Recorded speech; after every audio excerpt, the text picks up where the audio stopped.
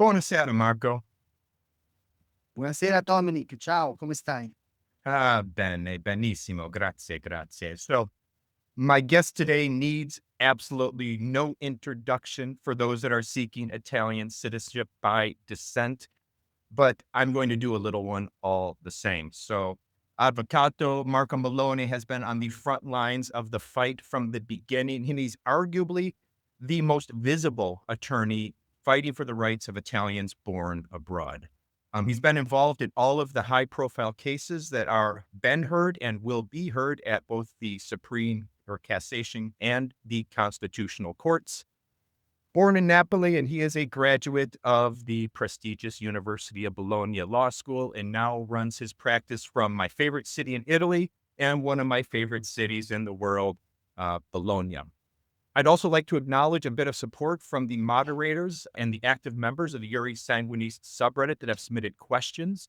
And for those of you that are unfamiliar with this group, I highly suggest you check it out because it is the best source of information out there. The moderators do an amazing job of keeping the conversation on point, preventing flame wars, discriminatory arguments, and keeping the subjects on topic. We will post the links to that in the show notes. So, with that, Marco, we have lots of questions, lots of very anxious people seeking answers, and we have you right here at the source. So, anything you would like to start with, or should we jump right into questions?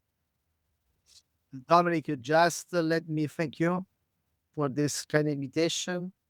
So, good morning, good afternoon to you and to all your friends. It's a great pleasure for me to be here and, if possible, to answer to some questions or clarify some doubt that your friends and the descendants of Italian immigrants have, especially in this very peculiar period of the history of Italian citizenship law. It's definitely a challenging time, and that's for sure. So, um, so you're bringing the Tajani decree retroactivity front and center in the yet to be scheduled United section of the Supreme Court. Is this similar to the approach that you were taking in the June Constitutional Court hearing? And are you hoping that the cassation will rule directly on the retroactivity portion, or is this more of a legal strategy to have the court give clues or indications of how they're going to view retroactivity components for the future arguments? Well, Dominic, let me explain how what happened actually with the matter of retroactivity related to the hearing, which will take place before the United Sections of the Supreme Court. For those who follow me, on the 27th of May 2025, I was there at the Supreme Court before the first section of the Italian Supreme Court challenging the so-called minor age issue for those cases which then were referred exactly to the United Sections of the Supreme Court. So it was the 27th of May, so 3 days after the entry into force of the law, definitely the final law of the parliament, which confirmed the Tajani decree. I took the chance to provoke the Supreme Court, saying, look, since we are here, why don't you also clarify this new law is not applicable to these two cases? Because if I read the law, then I have some doubt that these new rules could be considered somehow applicable also to past cases, also to already born citizens. So, since we are here, why don't we clarify also this preliminary aspect? And the Supreme Court, with the first section of the Supreme Court, with its decision dated 18th of July 2025, somehow accepted this provocation in the sense that the first section not only asked the United Section raise once forever the so-called minor age issue, but also as to the United section to clearly face or somehow clarify which is the temporal scope of the new law, of the new conditions, of the new restrictions we know impact so much on the life of millions of descendants of Italian immigrants. So, listen, the mystery of the question was raised. That it's up to the United section the answer also on this primary aspect. Let's say that we have an important chance to let the highest civil jurisdiction, civil court in Italy, say some words on this, which we know is the most important topic now in the world of Italian citizenship law.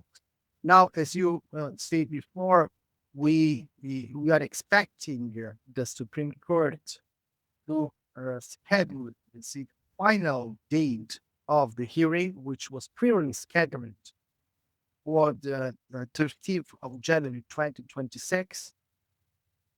But due to the importance of the matter, the president of the Supreme Court had decided to take some weeks or maximum a couple of months more to start needing to prepare, in the most accurate way, the hearing, which then will take place most probably in March or April 2026.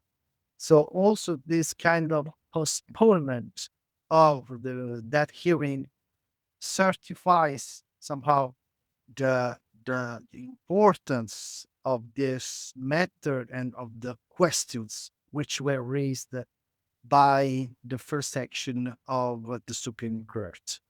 Moreover, the Corte di Cassazione, the Supreme Court, told me that in the last days, in the last weeks, they received a huge quantity of calls and messages from people all over the world, which were interested in being there for the hearing. So once again, the Supreme Court has absolutely the notion of the importance of this matter for the community of descendants of Italian immigrants. Yeah, there was definitely a strong reaction in some of the communities that I'm a part of people wanting to come and participate and view that hearing as well. So I can only imagine how many calls were received. So for those that were cut off by the decree law, the Tajani decree, etc., at the level of great grandparents, at this moment, are there reasons to pursue a legal path? And we might want to differentiate here just a little bit between those that have a 1948 case and those that do not have any 1948 case to go through. According to my opinion, it does not make a great difference if we are talking about now 1948 case or not. Which is important to say is that, people who did not start a case yet now shall know that, of course, we will have in the next months a response, an answer to the main question. So if those new restrictions, conditions are actually applicable to already born citizens. So if they are constitutional, if they are lawful, okay, if they make sense, they will have an answer in the very next months. But of course, if they wait for this kind of response, at the same time, there is also a possible, let's say, risk, because nothing prevents the Italian government and Italian Parliament shall adopting new law, new laws, new conditions, new, initiatives, such as they did in March 2025. Do not forget, Dominic, that in one night, the Italian government changed dramatically, let's say, the conditions and the lives of millions of people. And I always say that this may happen again, especially if the government feels concretely that that law is going to be somehow declared void or unconstitutional or unapplicable somehow by the highest jurisdiction here in Italy. So starting the case now means that at least you know now which is your animal, which is the law you are challenging. And we know that this law approved in May 2025, is weak. It's an easily challengeable law, an easily attackable law, at least according to my opinion.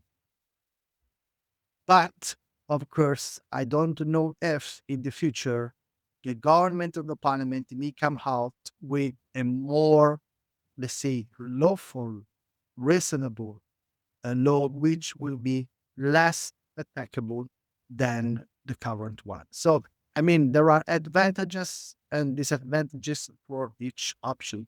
I hope that I clarify which are, according to my opinion, disadvantages or advantages.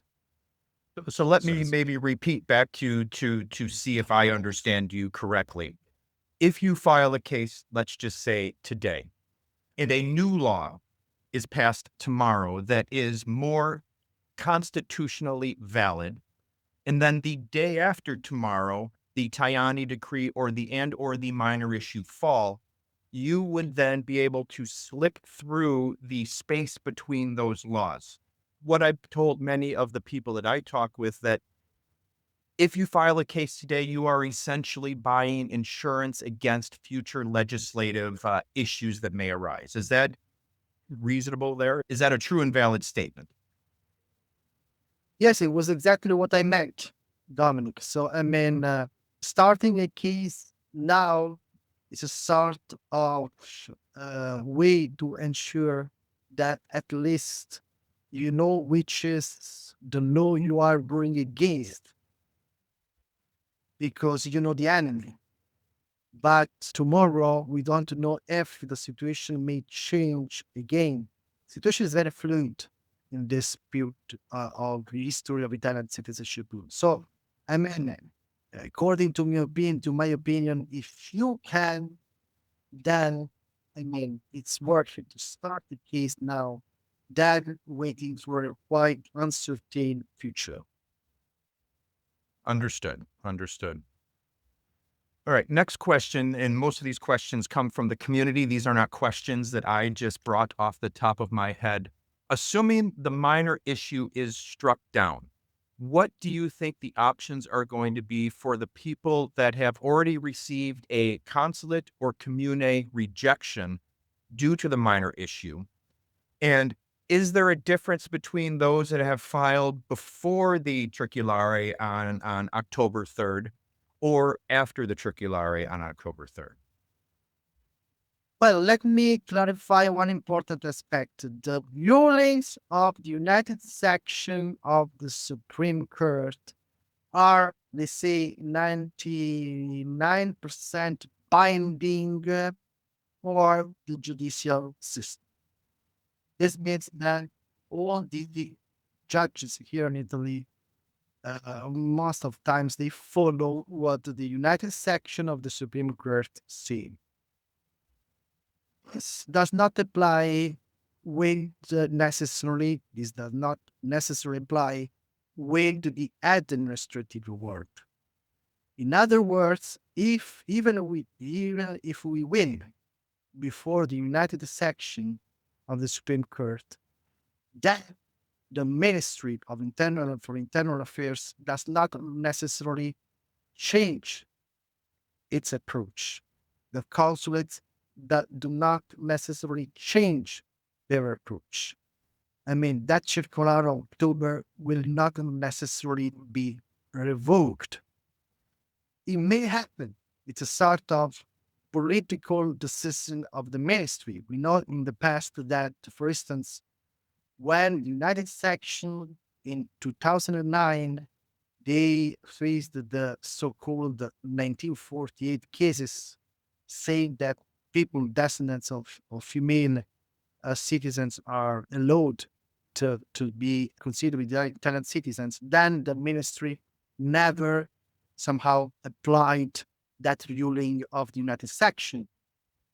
We know at the same time that 3 years ago, in 2022, the ruling of the United Section of the Supreme Court on the so-called great naturalization, Brazilian great naturalization, was actually followed by the Ministry for Internal Affairs. So, I mean, the Ministry for Internal Affairs has discretion somehow to say, look, I will follow or not the ruling of the United Section of the Supreme Court. So, in any case, even after the United Section, it is possible that people which were affected by the circolare of October shall be obliged to go to the court and claim for their rights before the court, even after the ruling of the United States. I hope, of course, that this will not occur, but of course, it is a possible scenario. So people that have been rejected, we don't know what's going to happen with them. They may have to go to court anyways to fight for their right. But in that situation, the court, following the United Sections ruling, would almost certainly rule in their favor, assuming their documents are in order and all other criteria are met. Exactly, Dominic. Exactly. Okay. Next question has to do with 1983 Uri matrimony cases. Are all unregistered pre-1983 Uri matrimony cases now officially revoked? And again, this has to do with, is there a difference between those that were submitted before the decree law and after the decree law? According to my opinion, they are not officially revoked, even for application submitted before the decree law. Of course, there will be the problem for application submitted after the decree law if, let's say, the Italian spouse is not considered anymore an Italian citizen under the new conditions. So, of course, in that case, the your matrimony request depends on the recognition of the Italian citizenship by descent of the Italian spouse, of course. So, I mean, by generally speaking, I think that, of course, the spouses of Italian descendants, their condition depends on what will occur with the Italian citizenship of the descendants. Once again, this certifies how many people are involved by the new decree, by the new law, and how many people are possibly affected by these new conditions. It's a great fight, Donald. It's a great fight that all of us Italian lawyers, we are facing against unjust rules, against unconstitutional rules, against unfair rules. But at the same time, all of us, we are very motivated because we haven't studied for decades Italian law for then see what is happening now with this absurd things. Now, I can't speak necessarily to the South Americans, but I can say for the North Americans, particularly the Americans that I tend to work with the most, approximately 70% of people have been impact. They've lost their path according to the current rules, which is a lot of people and is quite unfortunate. So 1948 cases. There's a lot of talk out there about 1948 cases. Are they still valid after the decree law, especially if they're through the great grandparent or greater? This said, nobody knows. I don't know of any cases that have been filed and heard and decided since the decree law came into effect. So I don't know if we have any jurisprudence on this. Would love to hear your thoughts. Well, I mean, as I said before, 1948 cases, according to my opinion, they now depend, of course, on this preliminary but important matter related to the applicability of the new law to cases in which, of course, there is a great grandfather, or great grandparent, or grandparent who were not only Italian citizens, and when, of course, also the plaintiff was not born in Italy. So, I mean, before now talking about 1948 case, of course, we have to face and solve the preliminary matter related to the applicability of the new conditions. And talking about that, we have had some cases related, commenced after the entry into force of the decree law, which were heard by the Italian courts. Of course, we have the case of Turin, and the case of Mantova, that when, of course, were somehow also headed to the Constitutional Court. But we have also other cases, for instance, in Palermo, cases which were commenced exactly on the 28th of March 2025, that we know is a sort of very crucial and also mysterious date in the history of Italian citizenship law. And the judge in Palermo, the court of Palermo, said that the cases which were filed on the 28th of March 2025 go with the past law and do not go with the new law. So according to this jurisprudence, cases filed at least on 28th of March are stayed. And this is important because when we lawyers, we knew, we were informed about the intention of the government to adopt that decree, we made a big rush on that day to file as many cases as possible before the midnight of the 28th of March. So this is a first positive news. And many cases filed after the 28th of March, or even after the 24th of May, will be heard in the very next days and weeks. And this is the reason why I'm also confident that other national courts may raise the constitutional procedure, may start the constitutional procedure, may ask the Constitutional Court to declare void, unlawful, and unconstitutional the new law, the Tajani decree. So the situation is quite fluid. Of course, just 6 months, 7 months after the decree law, we can't have a huge jurisprudence, huge case law, but many things are occurring now in the national courts. And I think I even saw in the last couple days, there's been another referral or another question raised out of Campobasso as well, if I'm not mistaken. Well, as far as I know, there are now 2 referrals from Court of Torino and Court of Mantova.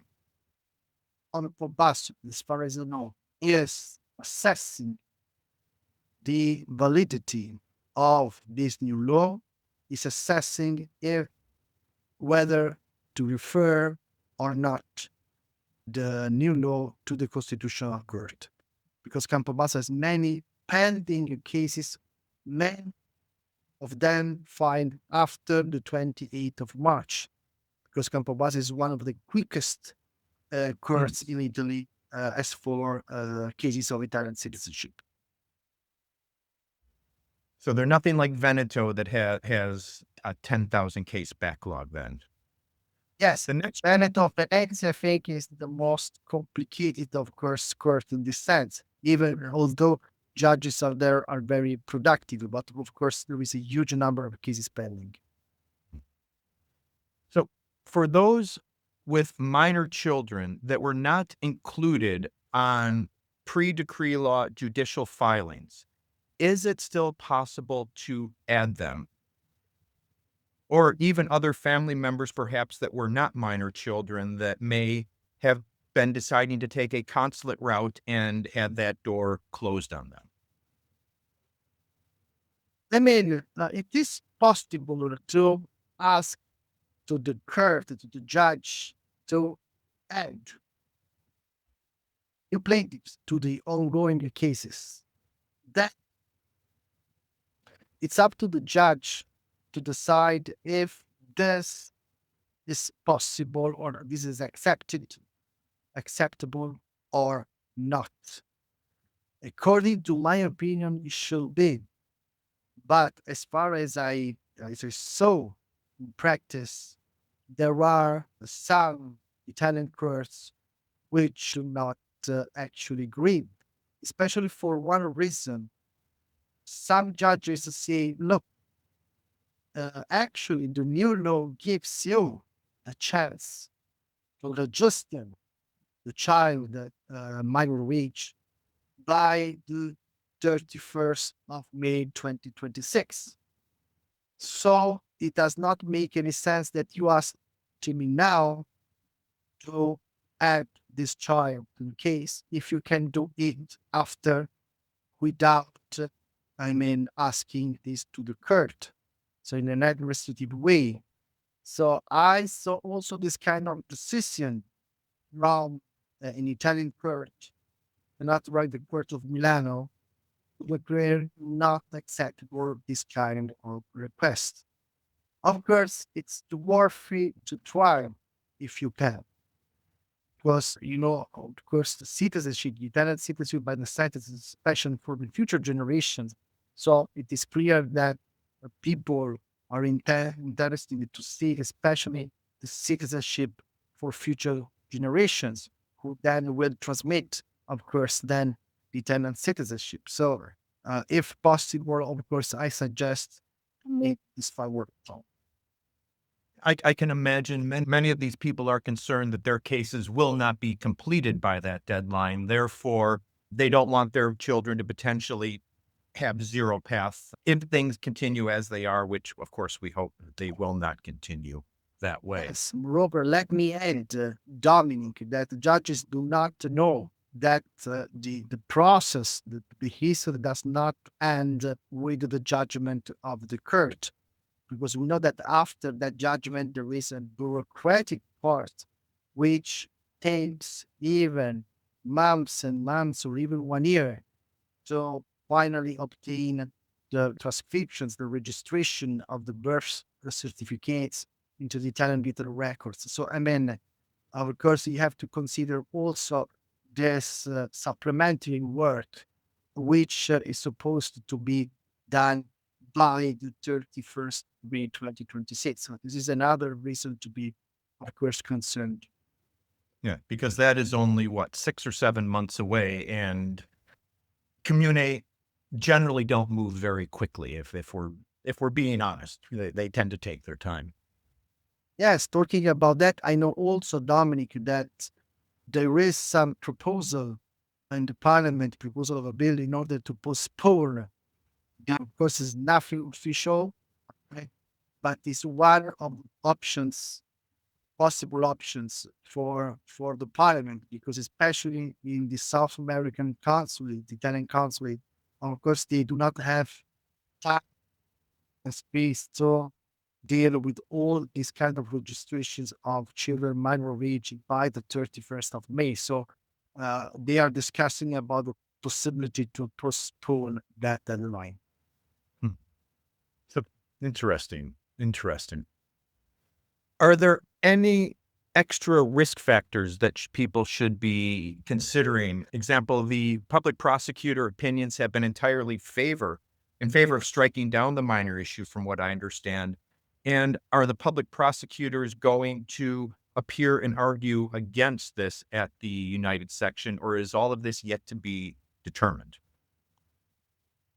But no, let me say that I'm very confident about the outcome of the United Section hearing concerning the so-called minor age issue. Starting from the first moment I started this fight, this battle, I was sure that that wrong interpretation could not work. Moreover, I am pretty confident that not only the United Section will say that children, minor of age, or requests on an Italian naturalized parent uh, lost their Italian citizenship. Not only that category of children born in US and considered solely US citizens, but generally speaking, all children minor of age, even born in Italy, they could not lose their Italian citizenship because, according to my opinion, this is also the argument which I will explain on the day on the United Section. They could not lose their citizenship without their will.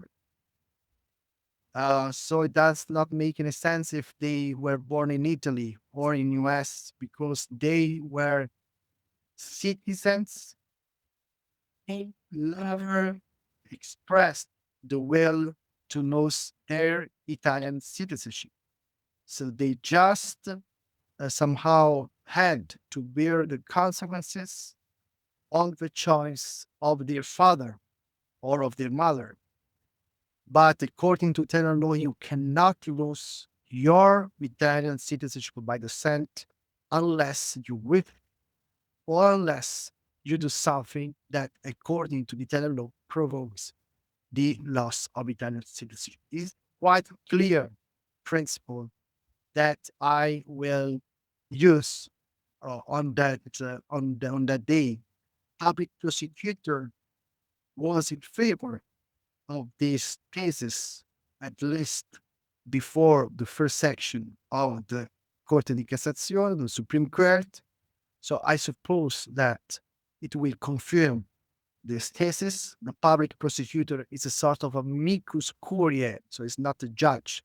It's a sort of person who gives an important, relevant opinion on the case, but does not take the decision.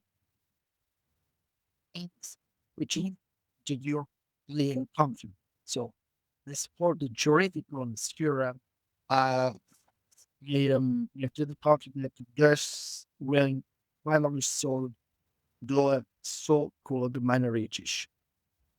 So anybody born to an Italian citizen receives this at birth, and also anybody born in a Iure Solis country receives that citizenship at birth. And the interpretation of clause 7 verses 12 is that the individual, not the parent, the individual must take an action to renounce that Italian citizenship. Therefore, the minor issue should be a non-issue if, so long as the child was born, at least one parent was an Italian citizen. Yes, Dominic, more generally, I mean, let me give you just an example. I have a child, under 5 years child. I cannot decide on his Italian. He was considered Italian citizen at birth. And me as parent, as father, I cannot decide on his Italian citizenship. I cannot provoke in any way the loss of his Italian citizenship. I cannot renounce for him. I cannot make anything. Just him one day at the age of 18 can decide if he doesn't want to be anymore an Italian citizen. This is our law. This is what always the Italian law somehow said, or our principles at least. So it does not make any sense that if your father got US citizenship, that you, Italian citizen at birth, were obliged to lose your Italian citizenship without any will, and even without knowing this. Because Dominic, you tell me how you can know if your father or your mother acquired another citizenship. You can know what happens in your life, but you cannot know necessarily what happens in the life of your father or of your mother. So it was also impossible for these children to recover the Italian citizenship once they turned 21 years old, because this is the thesis of the Ministry for Internal Affairs. Yes, but they had chance to recover the Italian citizenship once they turned 21 years old. This is not true because they could not know necessarily that their father or their mother had acquired the US citizenship and therefore had lost the Italian one. Moreover, according to the Italian law at that time, if you wanted to recover the Italian citizenship, you had to go back from US to Italy, spend a time in Italy, ask to the Italian government to recover the Italian citizenship, and then maybe you were considered again an Italian citizen. I mean, this is completely unfair. It was impossible because we are talking about 20s, not like today you take flight and 8 hours you are in New York. Okay, so at the time, I mean, going from one part to the other of the ocean was an incredible, difficult trip. So, I mean, there are also historical considerations, historical elements, which would be brought before the United section, because a law must be interpreted and applied, also taking into consideration the practical and historical context in which they Mm. were applied. And I think it's important to note and perhaps differentiate a little bit here for people that might not have studied this, that the minor issue, there was zero change to any law in Italy. This was strictly an interpretation change by the Department of the Interior that just one day said, we're going to change 100 plus years of jurisprudence, and the letter of the law stays the same. It's just a circulare, a single piece of paper from the department changed all of this for everybody. Whereas Tajani was actually a change of the law. Dominic, you're absolutely right. Absolutely right. You gave me also another important element because, until I think October 20, when 2024, when actually we had that circular of the ministry, uh, um, actually the interpretation of the ministry was always in the sense that those children did not lose their Italian citizenship.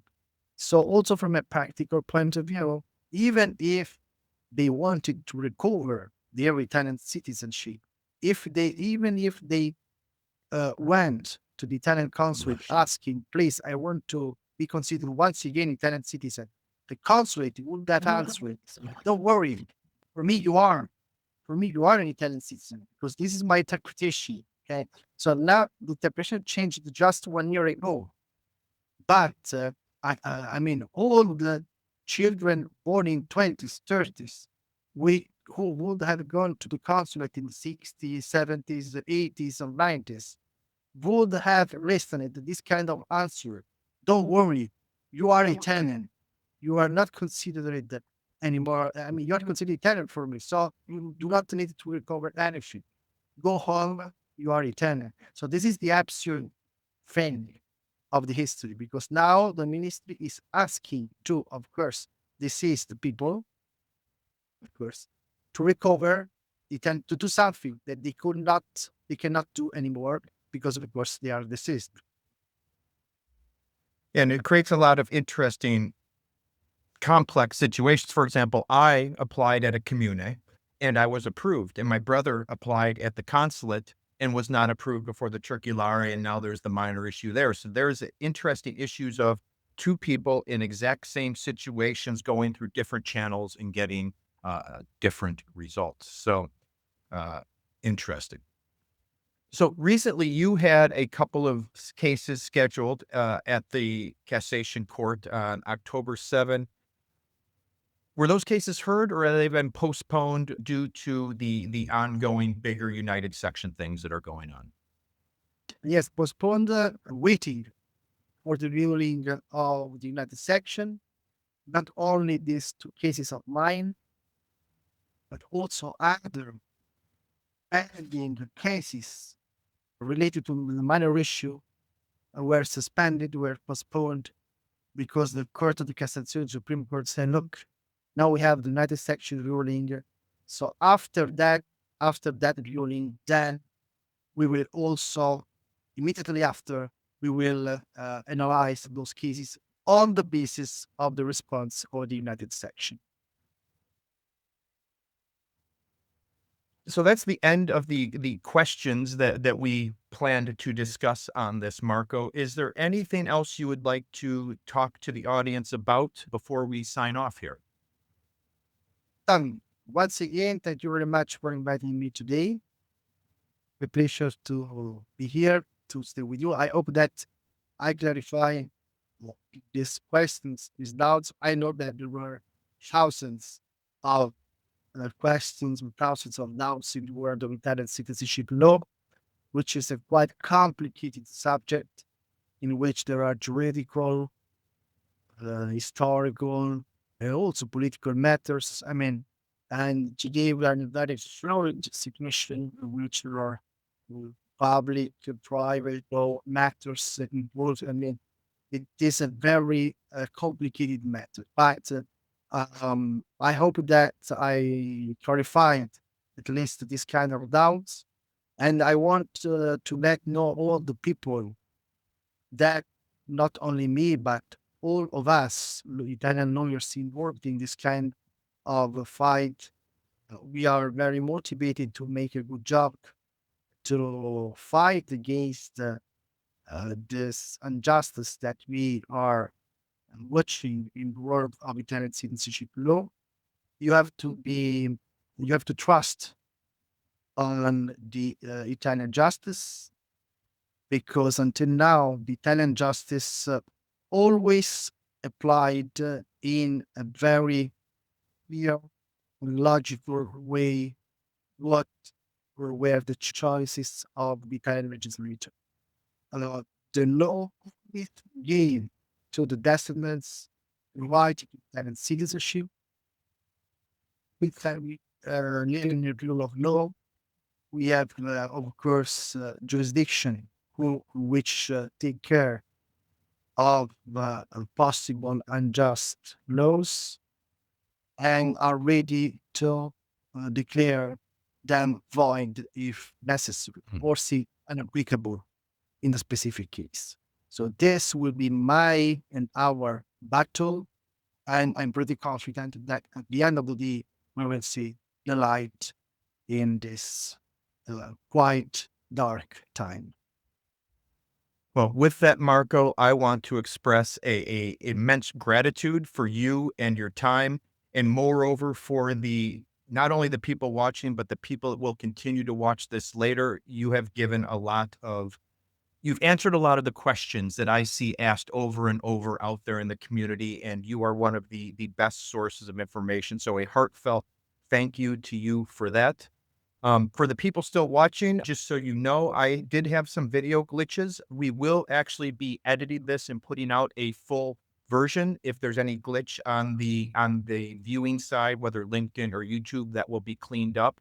And additionally, for the Spanish and Portuguese speakers, they will put out a translated version of this with subtitles so everybody can learn from everything that Marco has said here today. So with that, Marco, immense gratitude. I very much thank you for your time and the community. You've got a big community of supporters out there, and they very much appreciate your efforts as well as all the other Iuris Sanguinis lawyers throughout Italy. So grazie mille.